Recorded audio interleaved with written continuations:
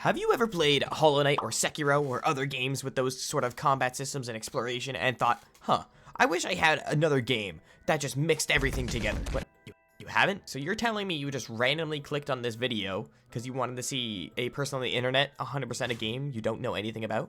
Well, that doesn't matter to me. Welcome to Nine Souls, and here's a quick rundown on what this game is all about. This game sort of scratches that itch that Sekiro left on players, or maybe just me, but you play as a cat-like species named Yi, and need to fight through a futuristic area run by people known as the Nine Souls. Whoa, name drop already. That's the basic idea of the game. Now, simple concept, very nice, I very much like it. Now, there's a lot more to the plot than that, but we can discover that as I progress through the game. We'll get to it later. Now, I'm sure you hopefully we're able to get the concept of the video from the title, but if you don't have eyes or don't know how to read, I am 100%ing this game, which is a pretty simple task for these kinds of games, because it's just getting all the achievements, which can be accessed through some character interactions, boss fights, and equipment. Should be easy, right? Simple enough task on paper, so let's get started with opening cutscene. The character we are playing as, Yi, gets f***ed up and goes into a slumber and is awoken 500 years later by a child named Xuan. Everybody say thanks to Xuan. I go through a little tutorial, fight some things, and end up in this village where I get heckled by a fat man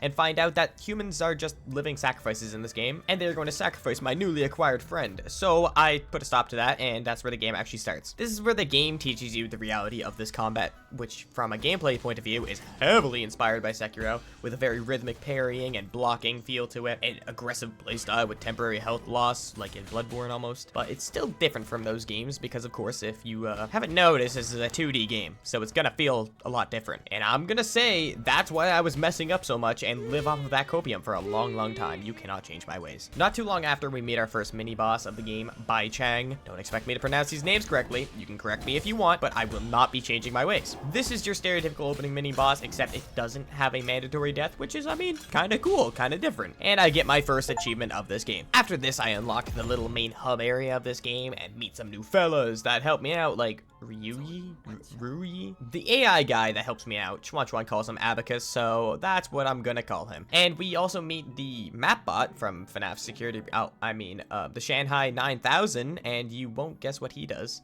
He upgrades our map. Wow, and gives us very snarky remarks. Okay. Anyways, I gotta keep cracking achievements, or else this video is gonna go on way too long, and I gotta find something to keep your attention spans, like Subway Surfers, or like maybe some Minecraft parkour. Does that work for you guys? So the next area is the power reservoir, and we unlock the ability to parry jump things already, which is kind of neat. This part of the game looks into a simple platformer kind of feel, like Hollow Knight. Please give me Silk Song. I've been waiting for so long. With some climbable walls, cool jumps, and some tediously placed enemies. But not too much of note in this area, just a lot of enemies running around the futuristic facility. Kind of boring area if you ask me, but some of the backgrounds are really cool to look at, which is actually quite common in this game. But it's time I fight the first boss of the game. I need more achievements. This is General Ying Zhao, which is like the first actual wall of the game that forces you to learn parrying, blocking, and dodging. And after playing through this entire game, this is still one of the most difficult bosses for me. It has a simple, readable moveset, but this thing is so fast, and it hits like a train, and at the point of the game where you fight him, you don't really have much in your kit to deal with him. Is it unfair though? Absolutely not. It's a skill issue. But it took me like a good 30 minutes to beat him and find out who was controlling him. Mr. Chubby himself, Kao Fu. Now, Yi has a very aggressive take on all the souls, but him and Chubby here were like best friends in the past or something, so he gets a pass and we invite him back to the home base to help support the cause and unlock the second achievement of the run. Alright, so now I got Kao Fu back at the base to upgrade my stuff. He's a cool guy, mildly racist, but we've all got our quirks, am I right? But time to move on a bit to the next part of the game, the agricultural zone, where we meet a mysterious man who's important later. And more importantly, we meet the second of the souls, Gao Meng. We don't fight her yet because she sticks with goobers on me and we get sent straight down to the goon pit. But in the goon pit, we meet the old man who heckled us from the village. Again, and force feed him poison. Well, nice to see you again, Shenong. But turns out he can just digest that shit like nothing, so womp womp, I guess. And I unlocked a new ability in charge attacks, which are good for dealing with shielded enemies, and literally nothing else. I like never use charge attacks in this game. The combat feels too fast and is mostly based around your talismans, making enemies go pop. Anyways, around this time, I ran into another map bot, and all these bots have their own personalities, and I really just didn't like this one in particular, and I knew there was an achievement for robbing a map bot, so I said, what the hell? What could possibly go wrong? And I robbed the map bot. And then, nothing happened. Yeah, pretty anticlimactic. Nothing happens for now. Time to move on. I escaped the pit, finally. There were so many bugs down there. And at this point of the game, you are supposed to continue and fight Go-Ming, but I took a break and forgot about that objective and wandered my way into the warehouse facility and started chasing after Yun Lao instead. Don't ask me how I got this distracted, but I'm willing to bet I am not the only one who has done this. This game's areas can be very confusing at times when you don't know your way around the map, and a lot of the subsections look the same, so it's very easy to get lost, or at least it was for me. But I made it to a cool gun chase scene with Yun Lao firing sniper shots at me, and that was pretty cool. You had to force him to hit the terrain around you to progress and find these hacking pillars. Pretty cool sequence if you ask me, but afterwards I fight Yun Lao and I'm a little disappointed. I'm just fighting a big grippy claw. It is kind of cool how you were given a background perspective in this fight, but that's really all I can say about it. It's a simplistic moveset and pretty easy, but I do like how you have to hack the machine at the end to burn into Yun Lao's room as he lives his final moments. And that leads us to achievement number 4. Whenever you collect the souls, you get a vision of their backstories, which is cool. It's nice to see how these characters struggled and came into positions of power just to turn corrupt inevitably. Except my main man, Chubby, of course. Yun Lao was a simple warehouse clerk who just really liked hoarding, but afterwards I crack his little vault and rob him anyways, lol. Now, since we already explored a majority of the agricultural zone, I essentially went straight into Go-Ming's fight after figuring out how to get there with a guide. And this fight is interesting. It's very different from the previous fights because instead of one big boss, you have to fight 2 superhumans that are being mind controlled by Go-Ming. And when you deplete one of their health bars, she will fly down to resurrect them, and that's when you can actually hit her. Unlike the other bosses, this boss is a single phase but requires more patience since you are fighting multiple at once. You gotta take your time. This is probably the fight in the game where I began to realize the main character Yi acts more in a morally gray area rather than for the greater good. When I seen the backstory of Go-Ming, I seen a traumatic backstory that leads her to the twisted things she's done. And I truly start to feel bad for her, actually. This person was also one of Yi's alumni under the same master, which makes Yi's decision to eternally imprison her within her own mind control device after cutting off her legs even more surprising to me. After this fight, I was actually split as to whether what I did was good or not. But all that doesn't matter because I get another achievement. Hell yeah, another day, another dollar, you know what I mean? Alright, maybe that was a bit of a controversial decision from me, but want to know someone who's worse? This big dickhead Ji-Quan, and this guy wants to do things the old-fashioned way with a genuine 1v1 in the factory zone. Of course, I accept and I run through the tedious factory where everything wants to incinerate me and take the fight. Now, this fight is a guaranteed loss. Womp womp. Or at least I think it is. So I get sent to the jail sequence and have to do the stealth portion of the game. Not a bad stealth section. It's nice to break up the pace, but the boss at the end of the jailbreak, Kang Hui, is very annoying. It's literally just beating up a stationary head that spawns enemies over and over again. Anyways, another achievement for me. Thank you very much, Kang Hui. Now, instead of moving directly onto the Ji-Quan fight, I got the memo that the village from the start of the game is under attack, so I take a little bit of time out of my day to go deal with that. I kill a mini boss, I become the village's god, and another achievement to put in the books. Now, time to go deal with this Ji-Quan fella. After the prison, it's just a little more exploring the factory with some new abilities like the super parry or whatever it's called. It's a parry where you can charge for the big red attacks in the game, or literally any attack if you're feeling inclined. But I walk into the arena for the fight where Ji-Quan is in his little chemical bath or whatever, and I see a little pedestal that gives me a prompt to put something in. So naturally, I backtrack a bit, find a puzzle that gives me the Gene Eradicator, and now we can do this fight properly. After giving Ji-Quan a bit of the good old cancer, the fight is a lot more doable. It's still a tough fight because of the fast and heavy attack and the pits on the 2 sides of the arena, but once you figure out the super parry, it's very manageable. And that gives us a 2-for-1 meal deal on the achievements, and I get 1 for the Gene Eradicator and collecting Ji-Quan's soul. Oh, and for reference, in his backstory, he's still an asshole and still very lame. Do not like him. Now, back to base, and apparently someone's breaching the firewall or something. Mr. Robot Abacus is telling me that. So we go find the source, and it's probably my favorite section of the game. This soul is Lady Ethereal, I don't know.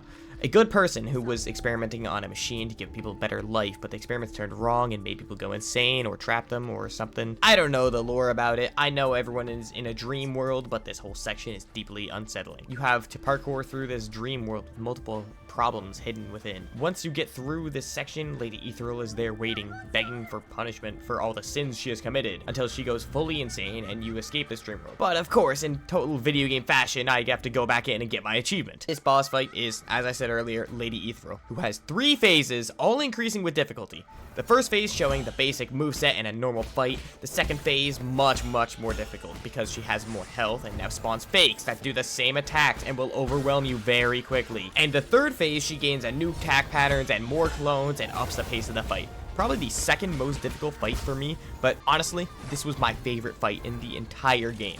It was so much fun to learn and try again and again and again and again and again. Yeah, I died a lot on this fight, but that gives me my 10th achievement in this game. So I head home and, oh, Xuan made a blueprint. Well, I made the Xuan coin and immediately recycled said coin in order to get more money and another achievement. Now that Ethereal is out of the way, I only have a few more bosses for achievements, so let's run through those real quick. First, we go to the entertainment district. I don't know what it's actually called because, of course, every game needs one of those. But this district has some sort of fucked up virus that I noticed throughout the game and some robot samurai that just jump you out of nowhere. I mean, that's cool. But on to the main boss of the area, which is Nua and her amalgamation of a brother, Fushi. You don't actually attack Nua. She more so supports her brute of a brother. Also, can I mention that the concept of a wasteland outside this club and a bunch of people living inside partying to forget the horrors of reality is a pretty cool concept. We've seen it before in other games, but I still like to see it again. Anyways, this fight is interesting because of the second phase. The first phase is just the big fella, but the second part has Nua casting multiple spells for you to deal with at the same time as the big guy. Very cool fight.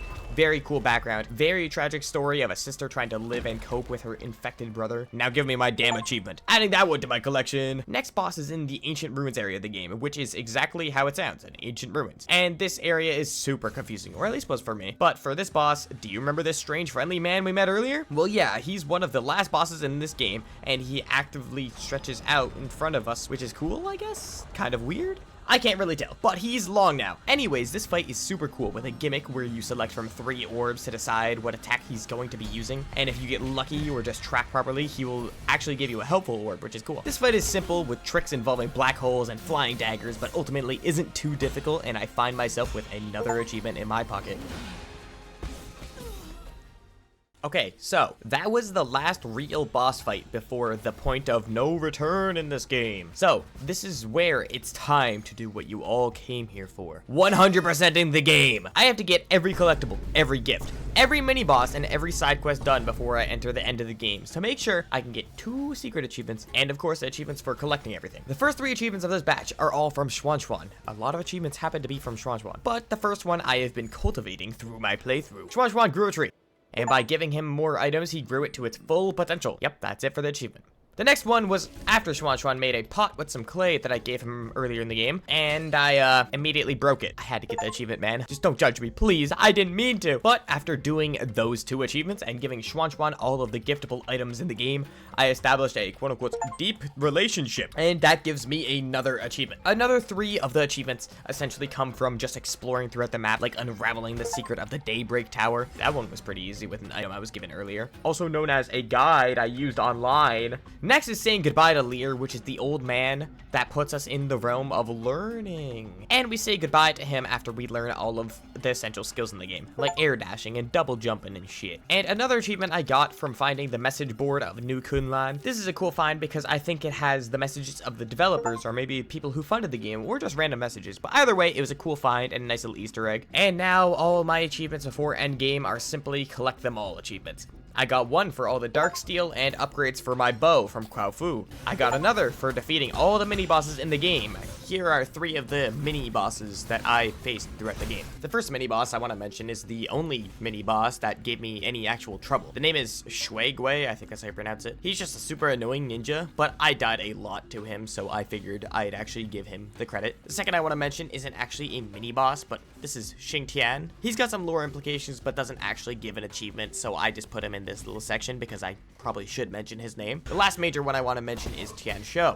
There's nothing particularly special about him, but I just wanted to make sure I mentioned his name earlier in this video for special reasons we'll get into later.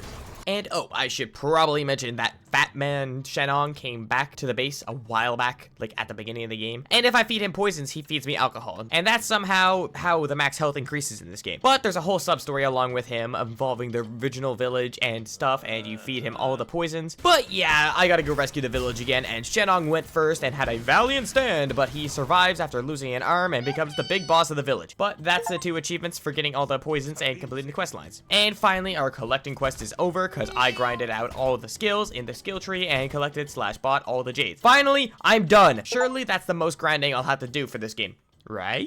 Everything now comes after the point of no return. The last achievements are the ends of 2 different side quests involving Chi Yu, a merchant, and the Shanghai 9000, the treasure hunter achievement, the final boss achievements, and 2 endings. Pretty simple, right? Not that big of a deal. So first of all, I met the final boss, who is Agong, which is Yi's mentor. That's kind of shown in flashbacks, but not really at the same time, just kind of mentioned. But it's also the person that fucked you up at the very beginning of the game, if you guys remember that cutscene. Before I met Agong, though, I collected one of the achievements for revealing a secret about the lore within the game. To be honest, I still don't know what it means exactly, but I definitely got the achievement. And then I had to tie up the stories for our friend Shanghai 9000, and find the tragic end of the friend he was looking for throughout the game. Yep. They were turned into a zombie and attacked my robot friend, and it only gets worse from here. I only briefly mentioned him, but this is the friendly merchant Chiyu, and after buying everything from his shop, he tries to save his brother, who we kind of killed earlier in the game, but it didn't give us achievement, so I didn't mention it. Oopsies. But he tragically gets brutally beaten by his brother, so we do the only right thing and kill his brother again. Those are the side quests. Actually pretty cool, but I'm sad to see my boys kind of get destroyed at the end of the game. It only gets worse from here because I go back to my safety hub and find that Agong destroyed everything, and even worse, she severely broke Mr. Abacus. Even though he was an AI, it was a really sad scene, and it was done really well, and it made me very sad, but I gotta move on. I craft the arrow for the true ending of the game, and I choose to save the humans. And now I move on to the final boss, and find the last of the treasures, and finish up the treasure hunter achievement. Okay, so now finally time for this final boss, and I must say, this is an incredibly fun fight. I actually kept trying again and again, and learning more timings and moves that Agong tends to do, and where I can and can't punish. I also learned to change up my talismans and change up my jades and when to use my arrows to cancel attacks. This is for sure the most difficult boss in the game, but it doesn't feel cheap or enraging. You're actively being tested and learning. It's just like the Lady Ethereal fight. It has 3 phases. A really good boss, very fun, and that gives us one of our final achievements. And as I mentioned, I got the true ending on my first go through, which gives us 3 more achievements. 1 for beating the game on standard mode, 1 for achieving the true ending, and another for beating Agong herself. Now, this game doesn't have a new game plus or a post game, so I just get brought back to the point of no return, which is perfect because I need to do that boss again to get the basic ending, like the default one. And while I fight this boss again, I'm gonna point out something I really don't like. In the default ending for the game, you just rush to the final boss without saving the humans, and this affects the boss fight because there is no third phase. I think that's so dumb. It takes away a huge portion of the fight, which is really annoying. The third phase is super intense and warranted for a final boss in a challenging game. And there could be a lot of people out there that did not get the true ending and didn't get the full experience of this boss fight, and I think that is just so dumb. Besides that though, it's fine and an interesting ending, and that gives me my final achievement. Finally, 33 whole achievements done. And it's so convenient that I could do it all in just one save file. Wait a minute, isn't there supposed to be 35 achievements? Oh God, please no. Okay, so I'm not done yet. I got 2 more achievements to do, and I am forced to do another run because this game is evil and has the destroy a map bot achievement as visible, and this one I am about to do as secret, which involves getting every map chip without destroying the bots. And getting every map chip means I have to play through an entire new file pretty much. Well, the other achievement is a simple mini boss fight, but I need to unlock a secret area to use a robot anyways, so I guess time to hop to it. Now, starting all over, I probably should have set the difficulty to story mode and just blasted through the game, but I left it on standard because 1, I'm stubborn, and 2, I'm stupid. But here I am now. So, let's run through this real quick. I fight Ying Zhao, then Guo Ming, and then Yun Lao, all while collecting map chips without destroying these bots. Burn through the prison escape, kill Ji Kwang, and move on to the entertainment district. This is where the first of our 2 missable achievements lies, and it's simple. I just progress through, find and hack this robot, and kill this mini boss that I killed normally on my first run with the robot. Now, that gives us an achievement. So now only 1 achievement remains. But like I said, I have to get all the map bots. So I kill Fushi and G, and now all the map is unlocked, so I follow a map because I can't be asked and get all the chips. Now, I should be good for this achievement, is what I thought. Turns out the actual requirements for this achievement are annoying to find, but here is what I found I had to do. I had to get all the map bot achievements, I had to get every giftable item for Schwan, and then I had to give him all of them and exhaust all the gift dialogue with Schwan and develop a quote-unquote deep relationship, which is signified by the extra dialogue entry in the character book. And then you have to hope and pray that Schwan creates this stupid fortune teller machine and finally interact with the fortune teller machine and unlock the final achievement. 35 out of 35, I am finally free. Well, this time I'm actually done now for sure, and this game was really fun. I like to complain because I'm dumb, but wasn't actually that bad to 100% because everything is pretty linear. There is a lot worse than 35 hours of gameplay out there for other games, but I do really hate the fact that you need 2 playthroughs. But it's not as bad as long as you don't murder a map bot in your first run, and then in the second run you can just dummy the first one you see. But you would have to know beforehand. So look into the achievements if you plan on doing this yourself. This was a fun video to make, and Nine Tails is an incredible game. Really got me with the combat and the platforming. Anyways, that's all for this video. This one took a while to make because, well, 35 hours of footage is kind of new to me, along with being very busy with school at the time of recording this and making this. But thanks for watching, and I'll see you next time.